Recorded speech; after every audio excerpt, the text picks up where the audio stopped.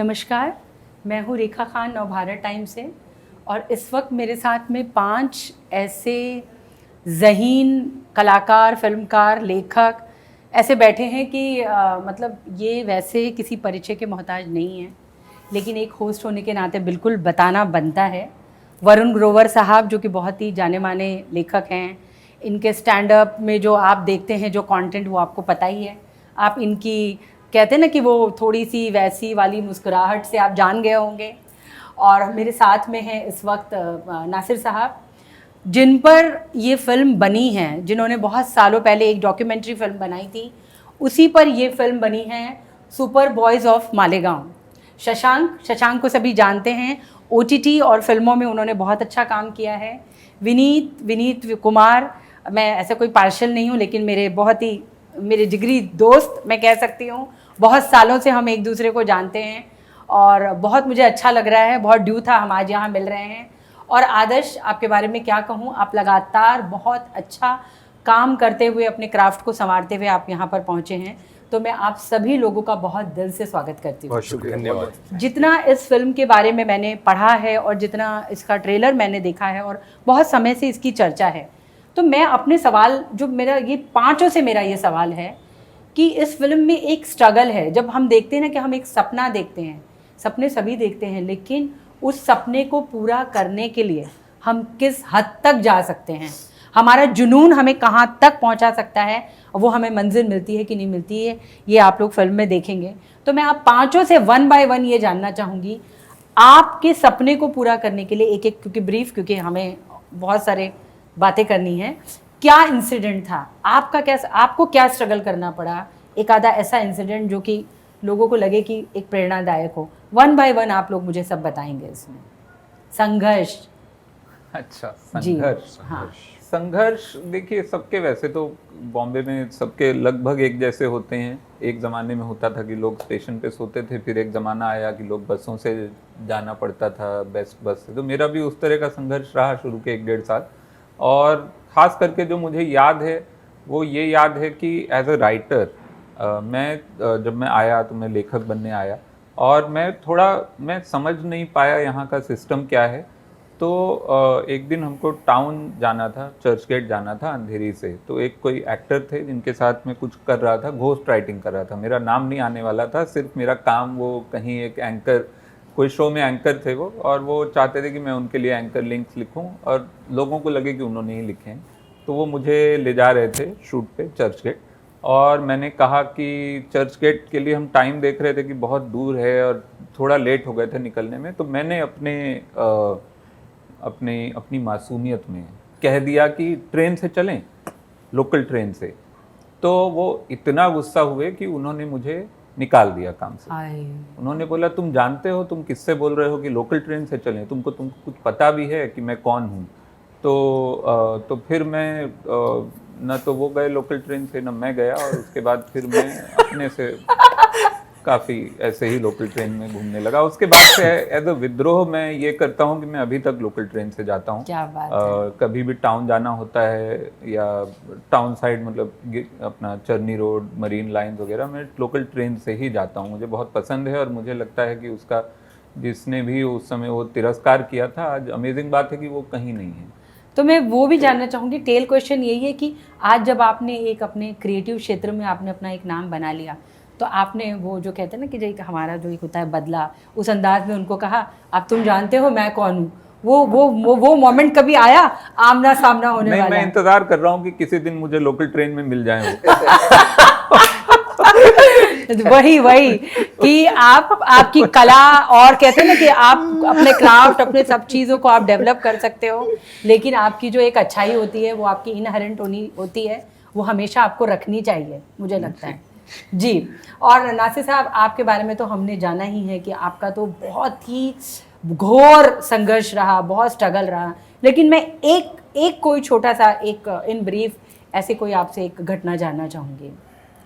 संघर्ष तो ये था, मतलब कि उस वक्त जो फिल्में उससे पहले, शोले से पहले बनी थी, 10,000 रुपये में बनी थी, और ये फिल्म जो बनी थी उस वक्त की बड़े बजट की थी, 50,000 में बनी थी। ओह वाह। तो पैसे कलेक्ट करने में, घर से लेने में या भाईजान को मनवाने में बहुत तकलीफ आई मुझको। मतलब वो एक मौका ऐसा भी आया कि बंद कर दो ये सब, मत, कोई ज़रूरत नहीं, क्या कर रहे पैसे यार, इतनी बर्बादी हो रही, इतना मतलब कैसे कैसे अरेंज करके। मैं बोला भाईजान देखो यार, ये फिल्म अगर नहीं चली, मेरे को कॉन्फिडेंस है, क्योंकि वो फिल्म मेरे को एकदम ईमानदारी से मैंने निभाया वो फिल्म को। एक एक चीज़ पे मैंने मेहनत किया, लोकेशन पे मैंने लोकेशन खुद देखा, उसके अंदर एडिटिंग मैंने खुद किया, उसके अंदर मेकअप मैंने खुद किया उसके अंदर। मतलब उस वक्त ऐसे टीम भी नहीं था किसको जिम्मेदारी दिया जाए, क्योंकि फिल्म मेरे पूरे दिमाग में थी और मैं किससे शेयर नहीं कर पाता था कि यार ये तू वो जिम्मेदारी निभाए। वो भी सब फर्स्ट टाइम अमिताभ ने एक्टिंग की है, गब्बर सिंह ने फर्स्ट टाइम कम कैमरा फेस करे, तो मेरे दिमाग में पूरी फिल्म थी।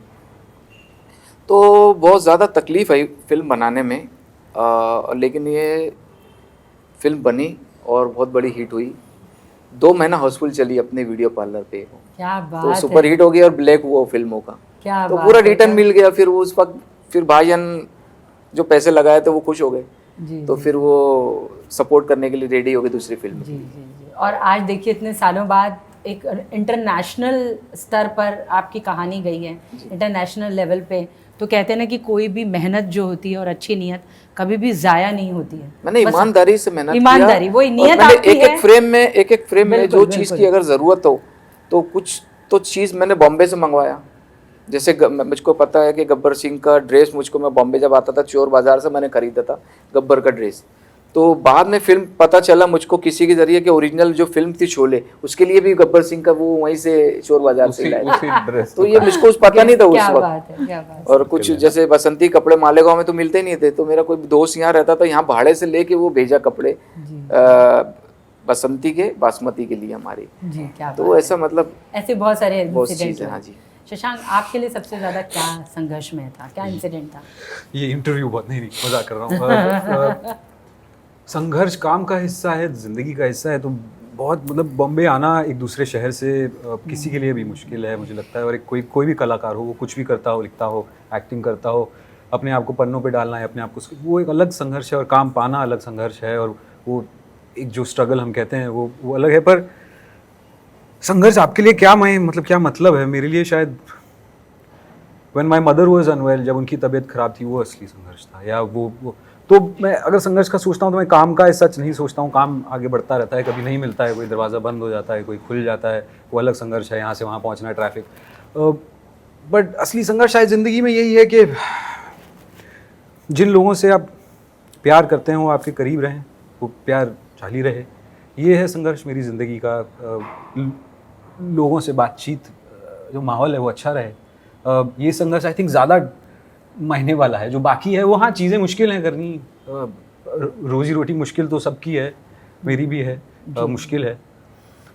पर क्या ये असली संघर्ष है या कुछ अंदर और है? तो ये आई एम लर्निंग। मैं हर रोज़ ये सीखता हूँ, ये संघर्ष, हर रोज़ कुछ नया संघर्ष आता है। चलिए, ये भी बहुत खूबसूरत बात है। विनीत, आप बताएं। जैसा वरुण ने बोला ना संघर्ष के लिए, कि आप जब आते हैं मुंबई तो आपको कुछ तो चुकाना पड़ता है, और सभी को करना पड़ता है, चाहे वो एक्टर हो, राइटर हो, डायरेक्टर हो, या कुछ और काम करने आया हो। तो सब अपने अपने हिस्से की लड़ाई लड़ते हैं। कई सारी चीज़ें हुई हैं, तो उसके डिटेल में नहीं जाना चाहूँगा।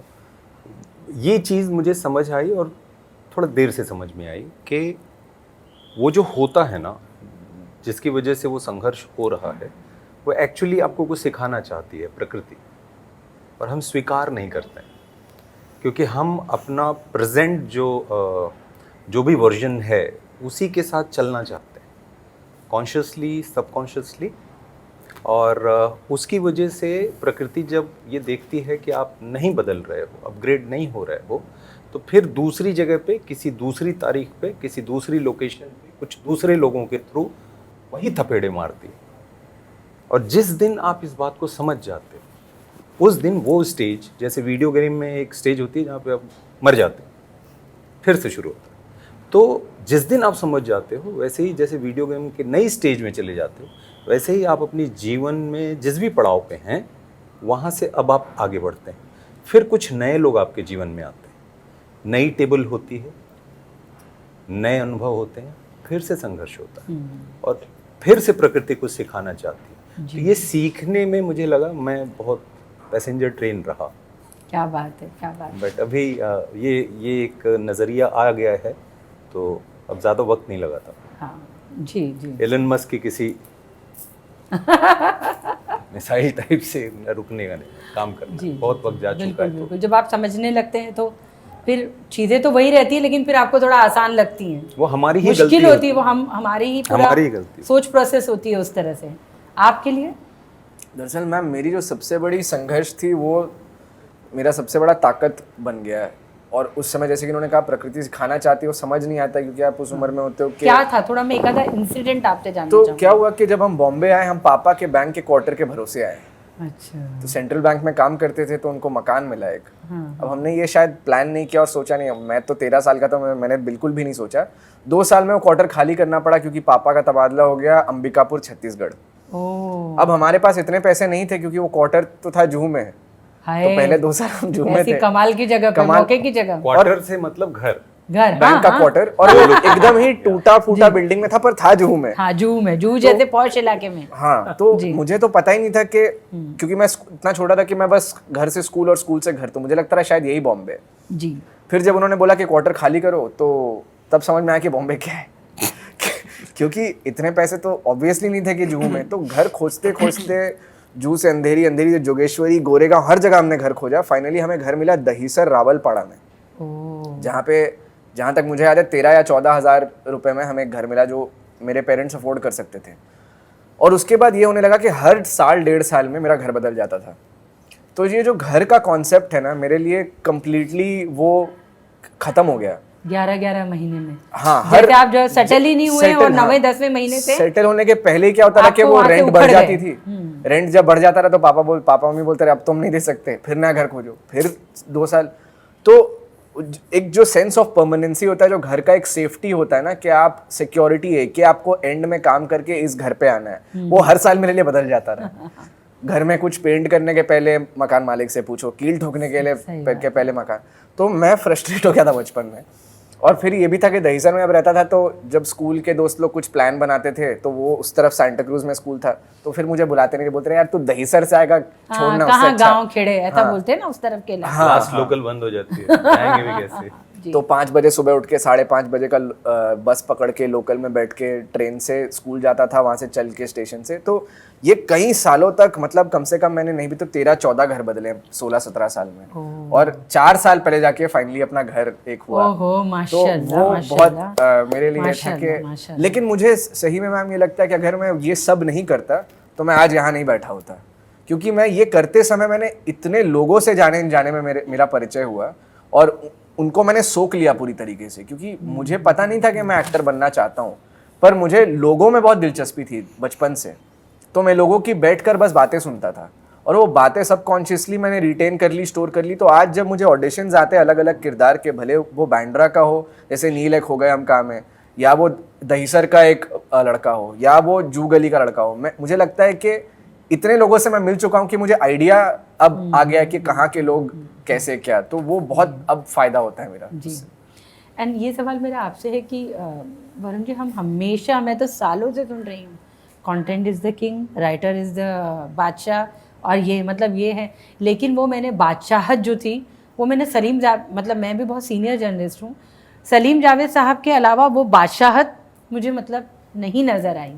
वही एक दौर था। और अभी हाल ही में जावेद साहब की बर्थडे पे मैंने उनका इंटरव्यू किया, तो उन्होंने कहा कि वो बादशाहत भी हमने छीनी, जाकर के पोस्टर पे अपने हाथ से अपना नाम लिखा। तब तो राइटर को नाम भी नहीं दिया जाता था। तो वो सब है। तो ये ऐसे कैसे कि जो माध्यम जो है, जो हमारा जो ये सिनेमा या OTT या जो माध्यम है वो राइटर का माध्यम है, लेकिन राइटर इतना उपेक्षित क्यों? ये इसमें सिस्टम हमारा ऐसा है, सिस्टम बना हुआ है जिसमें कि बहुत पुराना जो चला आ रहा है सिस्टम, उसमें भी बीच में वही एक दौर आया, जैसा कि आपने कहा सलीम जावेद ने जब बैक टू बैक हिट फिल्में दी, और उनको भरोसा था कि ये फिल्में उनकी वजह से, उन फिल्मों में बड़े स्टार थे लेकिन उनको पता था और वो सच वो दुनिया को बताना चाहते थे कि ये फिल्में ठीक है, इसमें बड़े स्टार हैं, लेकिन वो उन किरदारों को हमने लिखा है, वो उनके अंदर वो भरोसा था, उनके अंदर वो जज्बा था, वो गुस्सा था जो उनसे वो करवा गया।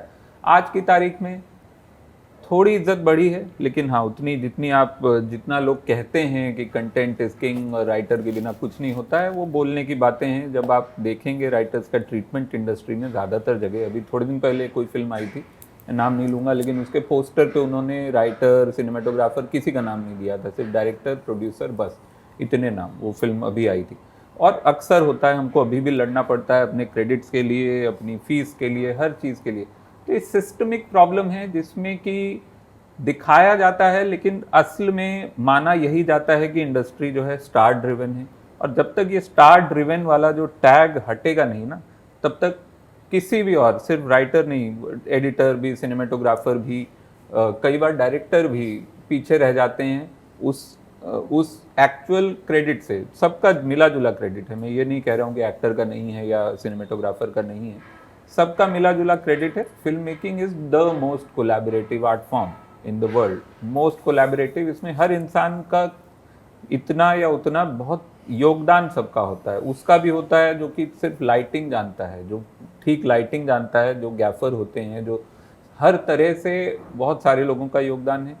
राइटर का कहने को बहुत है, लेकिन कल्चरली, जो मैं पहले भी कई बार एग्जांपल दे चुका हूँ कि हम लोग कल्चरली राइटर को नहीं मानते। जी, मेरा एक सवाल और है। आपने भी देखा है कि बियर बाइसेप्स को लेकर के इतनी कंट्रोवर्सी हुई, तो आप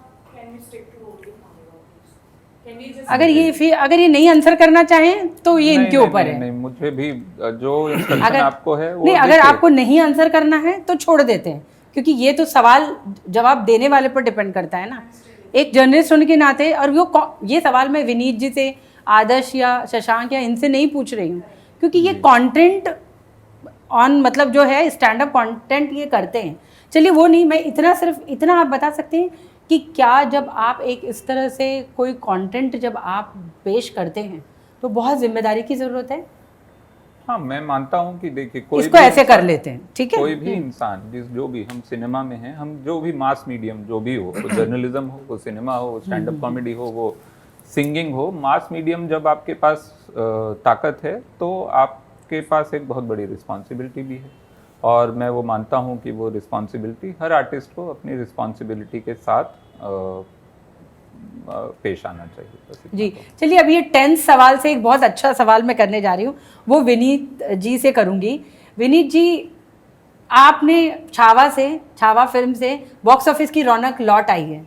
ये थिएट्रिकल रिलीज़ है, माना कि ये फिल्म एक अलग फिल्म है, लेकिन आज हमारे पास हर तरह का दर्शक वर्ग मौजूद है। तो क्या लग रहा है, क्योंकि बहुत अच्छा ये री रिलीज़ में ये भी बहुत अच्छी चल रही है, सनम तेरी कसम, और ये छावा भी बहुत अच्छी चल रही है। जो बीच में जो हम कह रहे थे ना कि साल की शुरुआत से कुछ बहुत अच्छा बॉक्स ऑफिस नहीं हो रहा था, तो इस फिल्म को लेके सुपर बॉयज़ ऑफ मालेगांव को लेकर के आपको क्या लग रहा है, क्या उम्मीद लग रही है? सबसे पहले बहुत बहुत धन्यवाद छावा के लिए जो आपने बताया। मैं ऑन कैमरा आपको बता दूं, जिन लोगों ने नहीं फिल्म देखी वो फिल्म जाके देखें, हमारे परम मित्र विनीत जी के लिए देखें, सबके लिए देखें, इनका काम बहुत ही बेहतरीन है। Thank you so much. जिसने देखी है छावा, कौन से कैमरे में बोलूं? और अच्छा काम देखना चाहते हो तो ये पिक्चर को जाकर देखो, बहुत मजेदार पिक्चर है, और नहीं देखो पाप लगेगा। सुंदर फिल्म है, बहुत सुंदर फिल्म है। और ये हैं शेख नासिर साहब। इन्होंने एक जादू किया, इन्होंने और इनके दोस्तों ने।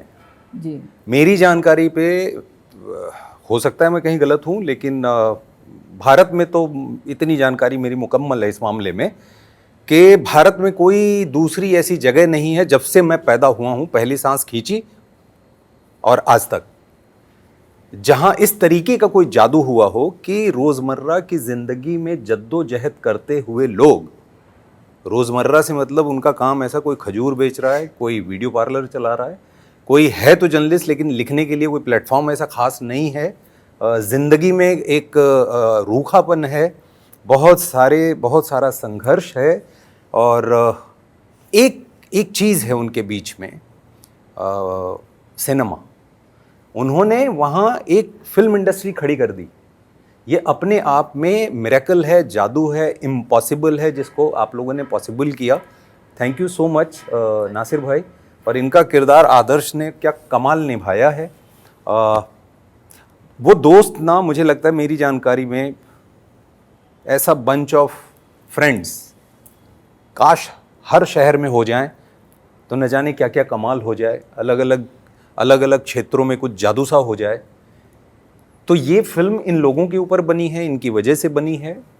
Thanks to Reema, Zoya, Ritesh, Farhan, Amazon MGM studio, and thank you so much Varun भाई खूबसूरत स्क्रिप्ट लिखने के लिए। अगर ये फिल्म नहीं देखी ना तो ये मत बोलो कि अच्छी पिक्चर नहीं आती। क्या बात है। आखिरी सवाल, this is finally my last question, बस जो बहुत ज़रूरी सवाल है। मैं आदर्श आपसे जानना चाहूँगी कि ऐसे तो सभी आंसर कर सकते थे, लेकिन वहाँ से मुझे बार बार इशारा हो रहा है, बहुत टोरंटो और बहुत सारे फिल्म फेस्टिवल में गई ये फिल्म और बहुत ज़्यादा इसको एक रिस्पेक्ट मिली। वो कितना हेल्प करती है, मतलब वो कितना कन्वर्ट करती है ऑडियंस को, वो कितना इन्फ्लुएंस करती है बॉक्स ऑफिस को, वो थोड़ा सा, क्योंकि आपने बहुत तरह तरह की फिल्में की हैं। मैम मेरी पहली पिक्चर है जो मैं खुद मेरा पहला राउंड ऑफ फिल्म फेस्टिवल था, मैं कभी किसी फेस्टिवल में गया नहीं था। हाँ। तो मुझे खुद समझ में आएगा कि कितना हेल्प करती है वो बॉक्स ऑफिस को। मैं उम्मीद करता हूँ कि करती है, क्योंकि जिस तरीके से, जिस इमोशन के साथ लोगों ने टोरंटो में और लंदन में, जेडा में, हर जगह देखा, वो बहुत ज़्यादा ओवरवेलमिंग था। मतलब हम 2000 लोगों के साथ, नासिर भाई भी थे, हमने देखी पिक्चर। और आप होता ना कि कभी कभी आप एहसास नहीं करते हो इस चीज़ का कि जब आप कम्युनिटी के साथ एक 2000 लोगों के साथ बैठ के देखते हो उसका असर ही कुछ अलग होता है। तो मैं यही कहना चाहूँगा बस कि ये फिल्म ऐसी फिल्म है जो बड़े पर्दे पे देखने के लिए बनी है। ये कम्युनिटी व्यूइंग एक्सपीरियंस है। आप अपने साथ अपने दोस्तों को लेकर जाए, परिवार को लेकर जाएं, और ये जब आप साथ में देखेंगे ना तब आप इस फिल्म को पूरी तरीके से महसूस कर पाएंगे। तो मुझे उम्मीद है कि ये सारी फेस्टिवल्स बहुत मदद करेंगी और ज़्यादा से ज़्यादा लोग देख पाएंगे इस पिक्चर में। पड़ता है मदद, बिकॉज यहाँ हम 2 लोग बैठे हैं, वरुण और मैं। हम लोग गैंग्स ऑफ वासेपुर के लिए कैन फिल्म फेस्टिवल में गए थे, और जो गमछा गले में डाला, लोगों को प्राउड मोमेंट सा हो गया था। क्या बात हाँ, है। और उसने बहुत हेल्प किया फिल्म को। और उसके बाद तो जिया वो बिहार के लाला, जो वरुण भाई ने लिखा था, क्या बिहार, क्या यूपी, क्या राजस्थान, क्या महाराष्ट्र, और कहाँ कहाँ नहीं वो फिल्म गई। तो अगर ठीक से फेस्टिवल को क्या टर्म बोलूँ, केटर, हाँ, कैटर कर लिया जाए तो वो फिल्म लोगों तक पहुंच जाती है। बिल्कुल बिल्कुल। तो आपने देखा कि कितने कमाल के हमें एक्सपीरियंस और एक नज़रिया मिला, और मैं आप सभी लोगों की बहुत दिल से शुक्रगुजार हूँ मेरे तमाम सवालों का सब्र से जवाब देने के लिए। हालांकि मेरे पास इतने सवाल हैं और आप लोग 5 लोग इतने धुरंधर हैं, लेकिन हमारे पास वक्त की कमी है, तो मैं आप लोगों से विदा लेती हूँ। बहुत आप लोगों को धन्यवाद। धन्यवाद जी, थैंक यू।